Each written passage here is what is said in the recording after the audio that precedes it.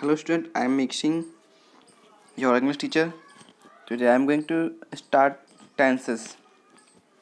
जो ये टॉपिक है टेंस का टॉपिक है वो काफ़ी इम्पोर्टेंट है, ठीक है। क्योंकि बेटा आपके लिए जो टेंस अगर आपको आते हैं और आपको पार्ट ऑफ स्पीच आते हैं तो आपके लिए जो इंग्लिश है बहुत ईजी होने वाला है।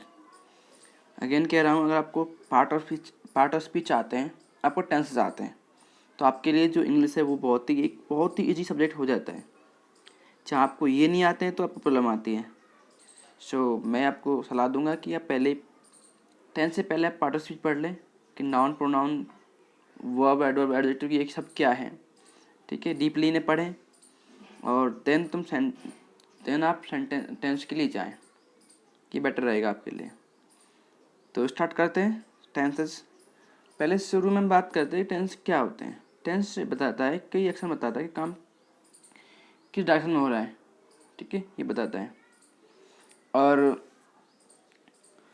टेंस जो आपके हैं वो 3 टाइप के होते हैं और 3 टाइप के उनके सब टाइप होते हैं, 4 तीनों के।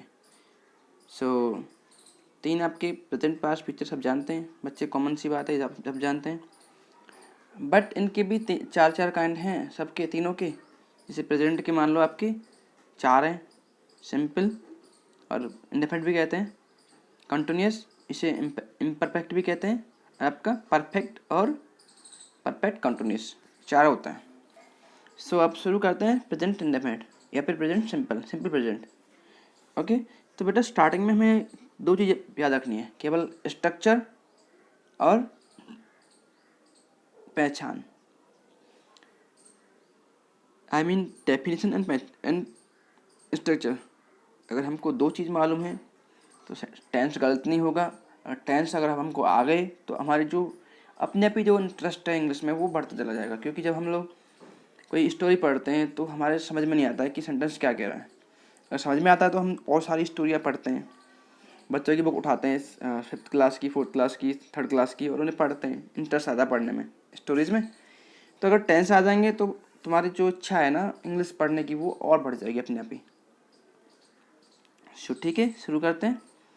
पहले ही देखते हैं डेफिनेशन। लास्ट में क्या आएगा आपका, ये वर्ड आते हैं, ता है, ती है, ते है, ये सब वर्ड आते हैं। और ना आपका मेन वर्ब भी आता है। मान लो ऐसा मैंने बोल दिया कि ता है, ती है, ये तो रट्टा मार हो गया, ये आता है तो आपका सिंपल प्रेजेंट हो गया। नहीं होता, ऐसा नहीं होता है। मैंने बोल दिया कि भाई हाथी का एक सूंड होता है, उसमें भी ता है आ रहा है, लेकिन वहाँ पे तो वर्ब नहीं है, ठीक है। वो आपका यूज ऑफ हैज हेड हो गया, प्राइमरी वर्ब का यूज हो गया। तो अगर ताती आ रहे लास्ट में, हमको मैन वर्ब भी चाहिए तभी हमारा टेंस होगा, अदरवाइज हमारा वो यूज ऑफ प्राइमरी वर्ब भी हो सकता है। समझ में आ गया पहचान। लास्ट में ता है, ती है, ये शब्द आते हैं और मेन वर्ब भी आती है। क्लियर। अब देखिए आप स्ट्रक्चर, पहले कुछ रूल्स समझ लेते हैं। बस सिंपल प्रेजेंट में कैसे करते हैं हम लोग, एम बी फर्स्ट लगाते हैं और सिंगल सब्जेक्ट में एस आई एस लगाते हैं। जब सिंगल सब्जेक्ट आएगा तो उसमें जो मेन वर्ब है उसमें एस आई एस जोड़ देते हैं। क्लियर ना। तो अगर आपका सब्जेक्ट प्लूरल है तो उसमें एस आई एस नहीं लगाते मेन वर्ब में। ये छोटा सा रूल है अफर्मेटिव में, आपको याद रखना है। अगर सिंगुलर सब्जेक्ट आता है तो आपको वर्ब में एस आई एस लगाना है, अगर प्लूरल सब्जेक्ट आता है तो आपको एस आई एस नहीं लगाना, ये याद रखना है। क्लियर।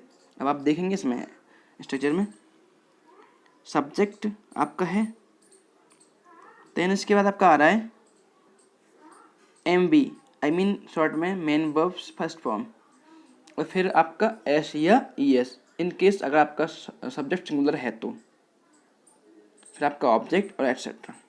क्लियर। एग्जाम्पल देख लीजिए यहाँ पे, वे सदैव सत्य बोलते हैं, they always speak the truth. अब आप सोचेंगे कि ये जो ऑलवेज है मैंने यहाँ पे क्यों लगाया है, लास्ट में क्यों लगाया है। बेटा ये आपका एडवर्ब है और एडवर्ब फ्रीक्वेंसी है। अगर आपको एडवर्ब्स नहीं आते तो आप पढ़ लीजिए। मैं आपसे फिर कह रहा हूँ, अगर आपको पार्ट ऑफ स्पीच नहीं आते हैं तो आप पहले वो पढ़िए, तब आप टेंसेज करिए। क्लियर। तो दे आपका प्लूरल सब्जेक्ट हो गया, they always speak the truth, ठीक है। यहाँ पे देखो आपका वर्ब स्पीक है, इसमें हमने एस या एस नहीं लगाया क्योंकि हमें पता है कि सब्जेक्ट हमारा प्लूरल है। मान लो कि मैंने यहाँ पे मैंने कर दिया आपका वह कर दिया, वह सदैव सत्य बोलता है, तो ऐसे होता ही always speaks the truth. Because अगर एक रूल कहता है आपका सब्जेक्ट वर्ब एग्रीमेंट होता है, एक टॉपिक है ग्रामर का, उसमें रूल कहता है अगर आपका सब्जेक्ट सिंगुलर है तो वर्ब भी सिंगुलर होगी, सब्जेक्ट प्लूरल है तो वर्ब भी प्लूरल होगी। ये बेटा फैक्ट है और यूनिवर्सल ट्रूथ है, ग्रामर में चलता है।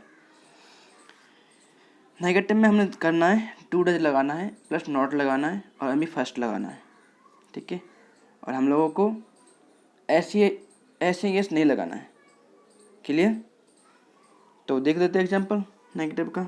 तुम अपना पार्ट याद नहीं करते हो, सब्जेक्ट यू हो गया, ओके।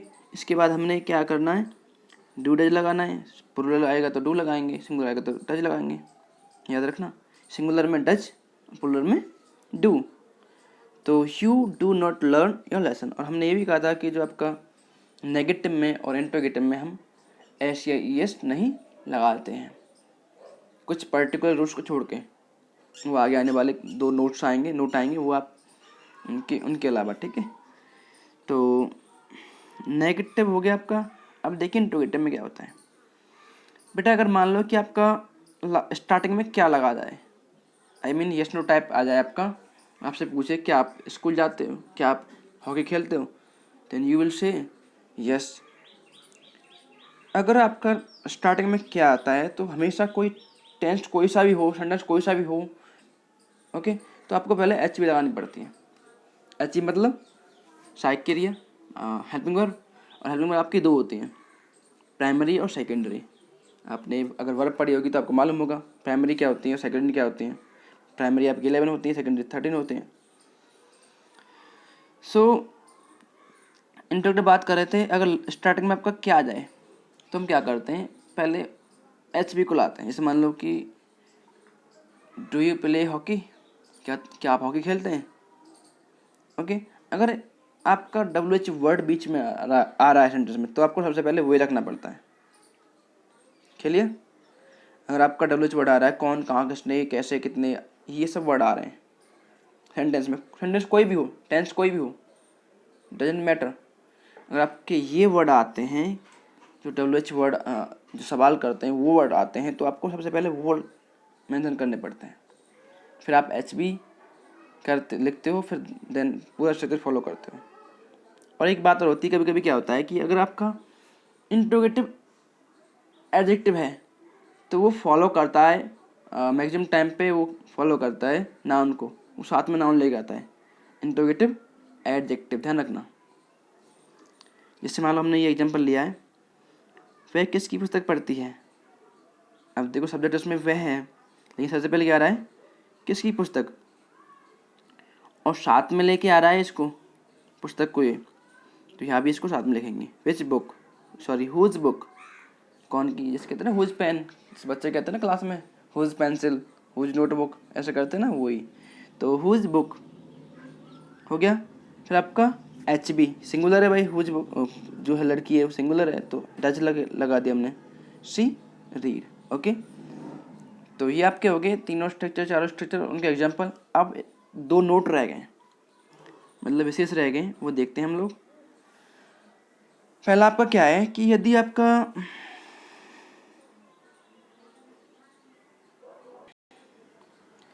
अगर मान लीजिए, नोट में देखिए, अगर मान लीजिए कि आपका सिंपल प्रेजेंट में नेवर आ जाए, क्लियर। अगर बेटा नेवर आ गया ना तो आपको वो सेंटेंस ऐसे अफर्मेटिव बनाना है, जस्ट लाइक एज अफर्मेटिव बनाना है, ओके। अगर जैसे मैंने बोल दिया कि वह स्कूल कभी नहीं जाता है, तो आपको ना तो इसमें डज लगाना है, ना ही आपको टू लगाना है, ना ही आपको नॉट लगाना है। जस्ट ऐसे बनाना है आपको जैसे हम मान लो कि हम अफर्मेटिव को बना रहे हों। पढ़ लो रूल जो नोट है।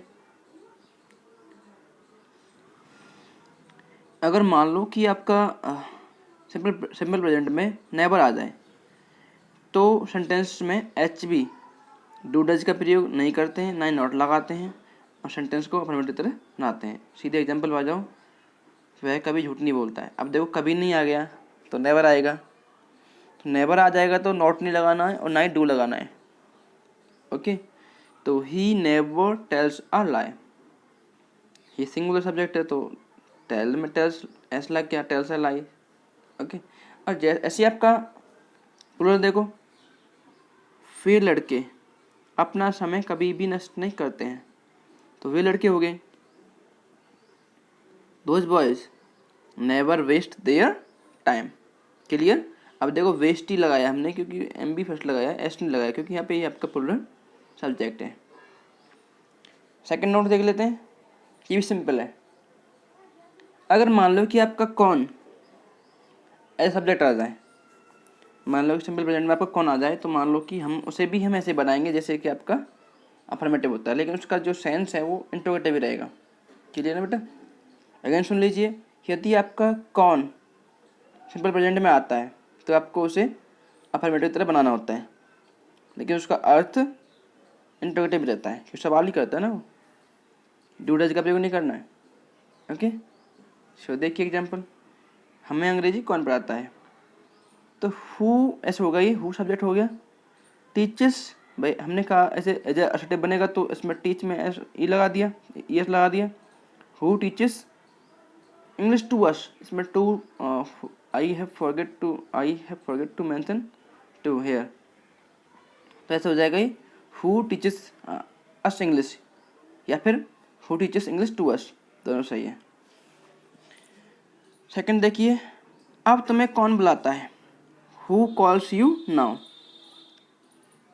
कौन पढ़ता है, हु रीड्स, कौन पढ़ाता है, हु टीचर्स। कौन खेलता है, हु प्लेज। ऐसे होते हैं ना एग्जाम्पल्स, बहुत सारे एग्जाम्पल हैं।